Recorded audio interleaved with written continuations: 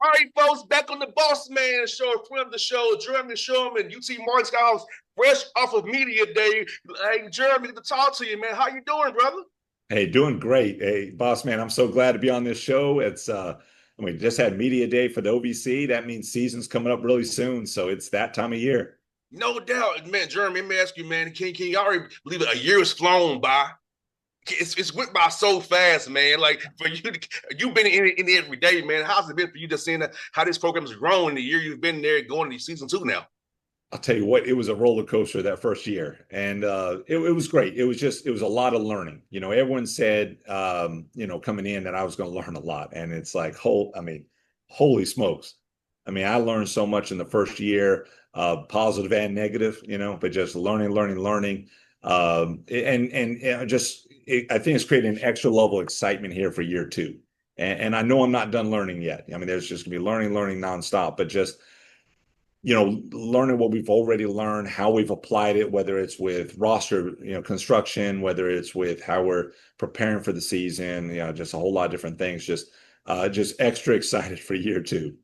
No doubt, and truthfully, like you said, man, you built your roster a different way. You have a lot of young guys on your roster. So, what is the decision making process going and deciding to go the other way? Most of our guys trying to get old, you got younger. I'm telling you.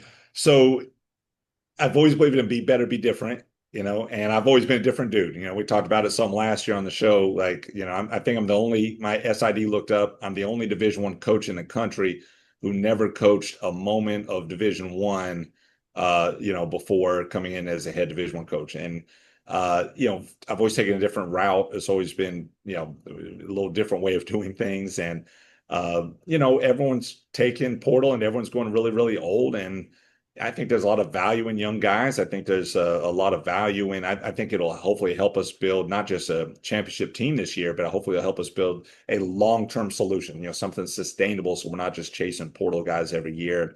We retain guys year over year, and I'm a big believer in development. That goes into a big part of this process. I don't want to just take ready-made guys and just get them coexisting, and there's nothing wrong with that. A lot of coaches do that really well. It's just not me. I want to develop guys. I want to get them on the court development, get them in the weight room development, nutrition development, get them in film sessions and develop their basketball IQ. And so, with 8 freshmen, which is, to our knowledge, the most in the country, one more than Arizona. Arizona has 7. We're definitely doing it a different way. And, we believe it'll pay dividends for us, hopefully sooner rather than later. And sure, what's good about it is these guys only know your language and your way. Whatever you call it, coverage, they know that language. So they're not coming trying to, well, when I was here, it was this. No, it's if it's a blue, it's blue. If it's red, it's red. So it's like, so how cool is that? I know that's the positive part of it. These guys only know your way, and they can't get confused with another way that they're used to. Oh, 100%. And we see that because we do have 2 transfers on the team. And the 2 transfers and one transfer from the year before, who's just returning. And those guys, and there's no knock on their programs, it's just the way of Division I basketball. All 3 of those guys, the 2 new transfers this year plus the 1 returning from last year, those guys are scarred a little bit. Those guys are tainted a little bit. Those guys had rough experiences. Those guys lost some confidence. Those guys lost a little bit of self-belief. Those guys are still trying to find all that stuff. And, so one, I'm, trying to do the best we can to help those guys, again, find their own, confidence and belief.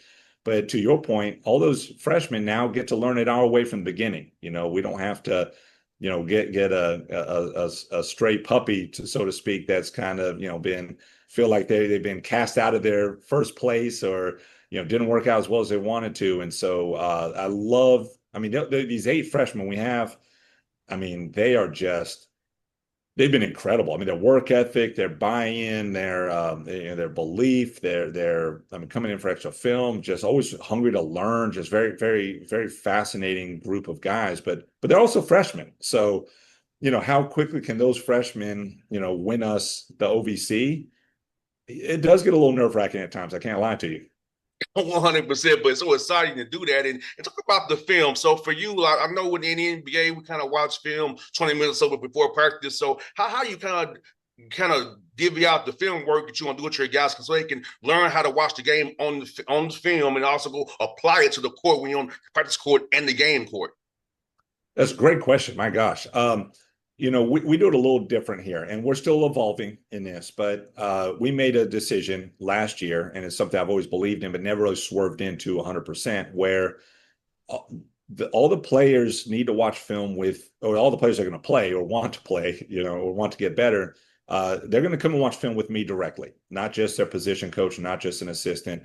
And then they can supplement that with their position coach, supplement that with an assistant coach. But I mean, at the end of the day, there's some things that I've got to get a lot better at. There just are, like any coach. This is why I love basketball. It's a constant, it's a constant process to improve, constant process to learn.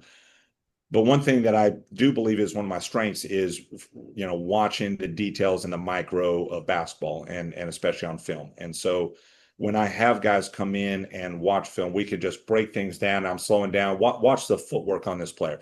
Watch his knee flexion. Watch his ankle flexion. Watch his weight distribution. Watch how his eyesight manipulates the defensive tag a little bit here to actually set up a play on this side of the floor. And so we can really break things down to such a micro level. And, it takes our guys, I think, a little bit of time to get used to even watching film with me because, if you don't love the game, honestly, like you probably don't love watching film with Coach Shulman because I'll put it this way. Okay. So our first team film session that we did this year, okay, after official practice started, we brought up our Southern Indiana game from last year, which, we played really well. And I thought it was a great film to show our guys to start, really learning our system.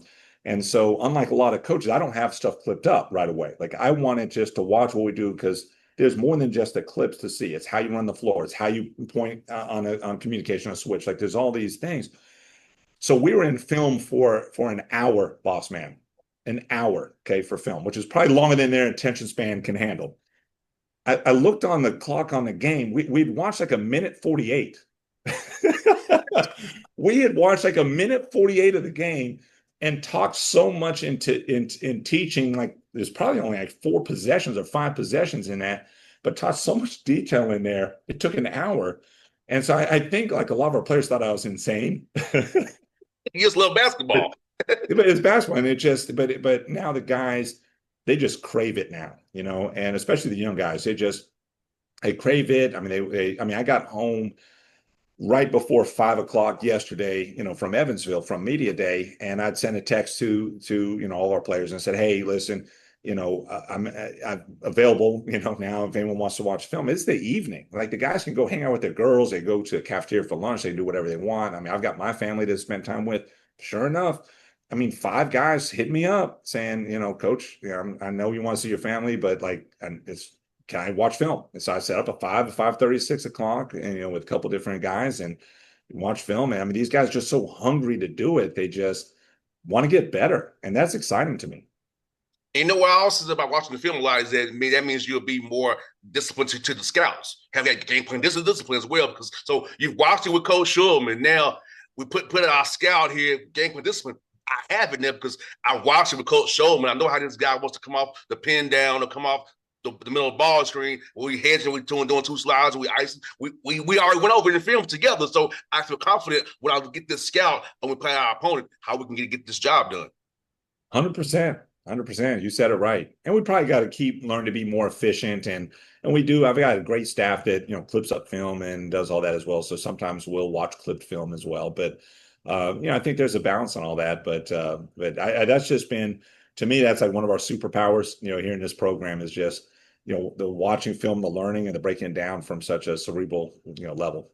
With these young guys, Jeremy, I'll talk about getting their bodies transformed because they come out of high school learning how to do the D1 way to get strong, eat nutrition wise, and that prehab and rehab. So because you're playing from November through hopefully March, so to avoid those little knick-knack injuries that you have. So talk about that piece with these young guys, trying to get them to get their bodies right the right way, and transfer their bodies while in season, so they have the strength to not get hurt, get those little naggers that you can't get rid of is always with you the whole year.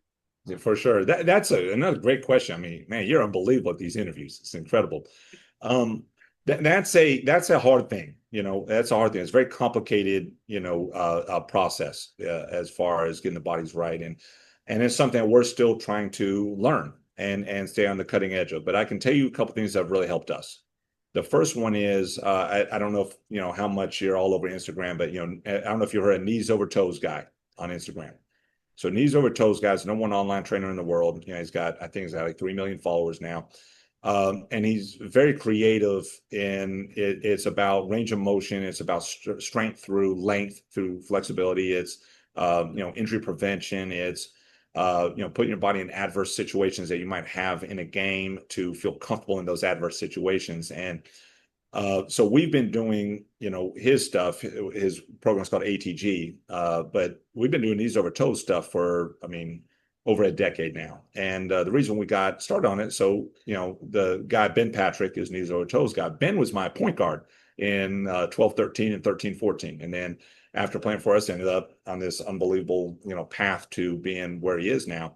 And so he has, you know, taught me in his ways, and he's sent us equipment over the years, and he sends us workout plans. And so he's been absolutely phenomenal for us. And I think that's really been very positive for us over the years, trying to have our body still healthy and, you know, all the way through March. You know, we just hired a new strength coach here, so we're excited about him as well. So he'll get started with our guys possibly as early as today. I think today's day he gets cleared. You know, I'm big into nutrition, but I don't think women as micro as we need to be in nutrition. I think, you know, if our guys ate a little better, whether it's more calories, if they need to gain weight, but just, you know, maybe even eat something green. I know it's a shocking new, you know, revelation, but, you know, our guys, you know, love to eat a lot of fried stuff. And it's like, can we get them to eat something healthy, eat something green? But, you know, we talk about sleep a lot as well. You know, all scientific studies have shown that the number one performance enhancer out there is not even a supplemented sleep. And can you get 8 hours, even 9 hours as an athlete of sleep, and not be on your phone all night or staying up or, you know, having, you know, girls come to your door at 1 o'clock in the morning? Can you actually get rest, you know, like your body needs for recovery? And so I'm very passionate about that aspect of our player development is the, you know, getting our bodies right. But even then, stuff, you know, I'll be honest, boss man, it's hard. Like there's no perfect fix. You know, we wear mouth guards for every single practice, you know, because we play very physical, and that doesn't stop us from getting a play with a concussion. You know, it just, you know, we can try to prevent and control what we can, but you know, it is still athletics and it is sports, and so you can't control everything. So we just do the best we can with it. 100%. In Germany, I love your roster, the diversity, because you have a lot of size and switchable. Talk about that piece of it where you can have guys from guard 1 through 4, 1 through 5. If you have to, you're not worried about matchups per se. You can just play and switch what you got to switch if you want to do it that way. But you have the size people that can't say, I'm gonna pick it on this guy. Well, in theory, I love it. I mean, this is like one of like the true core things what I believe in. And you see it all the way to the NBA level. I mean, the more switchable you are these days, I know there's still a lot of drop coverage in the league, but like the more switchable you are, I mean, I just think it makes you just unbelievably hard to score against. You know, I mean, you see it with Oklahoma City. You saw the year before with the Celtics. I mean, that's what we've been trying to do for a number of years now, and to your point, we really swerved in even more to positional size. You know, the count of that for us is, you know, we've got to find the right balance between some of our best defenders aren't quite where they probably need to be yet offensively, and some of our best offensive players are definitely not quite where they need to be defensively. And so we're trying to find a nice balance on that. But you know, eventually, hopefully, as we develop and we get into it, hopefully we can have any five we put on the court, you know, leads to an elite offensive lineup that also is extremely good switchable with no, you know, weak link, you know, defensively. And Jeremy, I've heard there's about this, Jeremy, but for you, being a development guy, how do you go about developing guys in the individual games to see while you're trying to win games in season? So I know some coaches say, nah, during the season it's about the team. I don't really do development. But for you, being a development guy, how do you kind of emphasize still trying to develop a young man's individual game while trying to win games that count for real in the season? Yeah. Not easy to find that balance, like a lot of things. One thing we've got a couple of built-in things that are easy. We have a 30 minutes every day to start our practice. We do skill development every day. So no matter how much I might be just like today's the day I'm like ready to rip and run and just work on concepts, work on team stuff. But like I know for 30 minutes, we're going to player development and get our guys better. Okay. And so that built in every single day is huge. And a lot of coaches don't do that. Okay. We do also have a I'm sorry, director of player development in Sally Hahn, one of my great assistant coaches. And Sally is also in charge of just making sure guys, get in. And our guys love it, especially we got so many international guys. I mean, they're not here to party. They're, here in Martin, Tennessee. I mean, they're here to work. And so they'll reach out to Coach Sally for extra workouts. And so if they're not getting as much, just within our 2.5 hour practice time slot, we know we're getting that in night workouts, or morning workouts for a couple of the guys who love the morning stuff. And so the same thing, we got a shooting coach as well. One of my assistant coaches, Drew Kelly's phenomenal with shooting. And so he works these guys, at night as well on shooting. And so we're always working on that because, here's at the end of the day, and all of us coaches can lose sight of it, myself included. I can scheme however I want. And yes, we got to make sure we know what we're doing and this and that. But we don't have a trade deadline like in the NBA. I can't go in. I think it's maybe in December. I can't go in December and say, "Hey, we have this hole to fill. We need to make a trade." This is our roster, but I believe we can get better and get better players as the year goes on, just not via trade. So now, if we have a long-term view, if I have like a young 6'5" point guard who is only 18 years old, has got a long ways to go. Well, how much better can he be by January? If we're only doing team stuff and we forget about the development, he's probably going to be the same player. But if we have that focus that says, all right, let's just keep developing, and he'll be better in November than he is now. He's going to be better in December. He's going to be a lot better in January. Now what's he going to look like in March in tournament time? So that's a big part, and that's a big selling point for us because we don't just talk it, we do it every single day. And so I think that's another reason we can get some good, young, talented players. So you want to come and develop, come here for some guys will be here till graduation. Some will be here 2 years. It's just a reality. Some will be here 2 years, and then they can go make, SEC money. And that's great. And then we got to help them. We're a step in their journey. We got to help them in their journey, help them achieve their dreams. And Jimmy, here's something I want to talk about too, man. Your roster, man, like the United Nations, man. So how cool is that? The guys from different backgrounds on your roster, different languages talking. How cool is it in team meetings and team group settings to kind of have everybody kind of learn who each other is, learn each other's backgrounds? So I think it'll be good for them in their lives going forward. But it's cool that our team is like that right now, about how the world really is. We love it. It's like a badge of honor for us. It's become an identity. We're like Team FIBA. We're such an international flavor. And it's great for our American guys too. These guys get to be around and experience different cultures, different languages, different ways of thinking that they may not get, otherwise. And the other thing I think even helps our American guys, when they do play professional ball, after college is over, they're going to be a lot more ready for it. Because now when they go to, play in First League Serbia, well, now, they've been around a lot of Serbian players. They go play First League Romania. They play First League Portugal. Maybe they play Euro Cup. If they're really lucky, they get to play Euro League. Well, now they're playing in the European style system, playing around other international guys. And so it's not the culture shock. So I think that's another benefit for long term. But just our guys enjoy it. Now, we do say we've got a couple of rules, like in the locker room and on the court, we can only speak one language.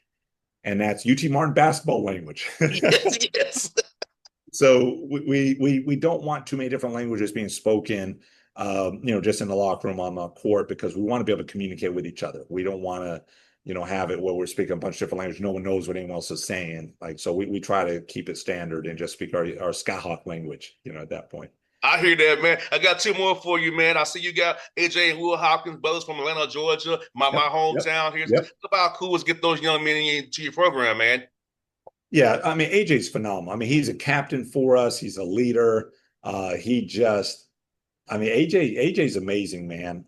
He won't be a coach because he's too smart to even do that. Like he's going to be like some big time business owner, and he's just amazing everything he does. And with his brother Will coming on as well. Now Will's a walk on for us, but just AJ's leadership. He played 2 years at junior college at a great JUCO program at Florida Southwestern. We played against him for 2 years. Now he's played in and started some games in OVC. He's just such a leader. He's just such a leader, and like the guys follow him. No doubt, man. The last one I got for you, man, you got a non-conference schedule. Talk about that playing UNLV. My guy Josh Pastner, Bradley, Yes, Brian yes. Wardle, my man at Florida State, man.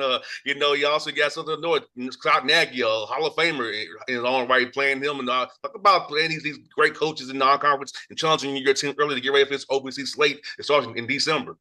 I forgot, I forgot Pastor was in Atlanta at Tech. So yeah, he's an Atlanta guy now, right? Yes. We obviously want to play great competition, which will help prepare us. Obviously, there's a financial aspect as well. But we chose all these teams specifically for a reason. Each one's a little bit different. But I want our guys to have a great experience. We talk so much about winning. We talk so much about like everyone talks about wins and losses and just wants to fast. I want to like enjoy where we're at. Let's be where our feet are. And I learned some of this last year. So, like, if we're going to go play a big time high major buy game, let's go open the season in Las Vegas. Like, how cool is that? We got all these guys. Most of our international guys have never been to Vegas before. Heck, most of our American kids haven't. So, like, let's go open up in Las Vegas. I mean, how cool is that? Who wouldn't want to play in Las Vegas? And I actually grew up a UNLV fan. Like, I was a huge Larry Johnson, Stacey Augmon, Anderson Hunt, heck, bigs like Georgia Ackles. Even a few years later, J.R. Ryder. Like, I loved UNLV. And so, how cool is that? And then we get to play like at Florida State. And Leonard Hamilton played at UT Martin.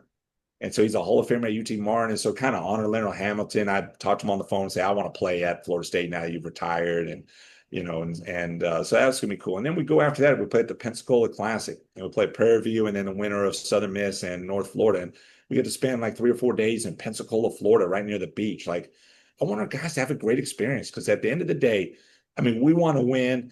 We don't talk about it a lot. We want to talk about the process that helps lead us to winning. But I'll tell you what, Bossman, I mean, what these guys are going to remember are the memories. I mean, at Yes. the end of the day, 20 years from now, I mean, they're not looking back and like, man, who'd we beat on December 18th? You know what I mean? They're going to look back at these memories and go, man, how about that Vegas trip? How about that Pensacola trip? How about winning that ring for the OVC tournament and going to the big dance for the first time in school history? So like we want to just create memories for our guys, and that's what we're about. So we're excited for this season. We're excited to create memories. No doubt. Well, Jeremy, I bet you should get you on the show, man, for the season. So I hope you do well this year. I saw where they picked you. I said, nah, my man's better than that. So he go. I appreciate it. So Hey, I we like said, being an no, underdog, man. he's better than that. So we go see if I hope we achieve Hey, I've that been an right there. underdog my So whole I'm life. with y'all while I I'm love here, being an brother. underdog. Well, I appreciate it, boss man. Thanks so much for having me on the show, and man, just it's always a true pleasure. Same here, brother. It was always fun, man. Appreciate it.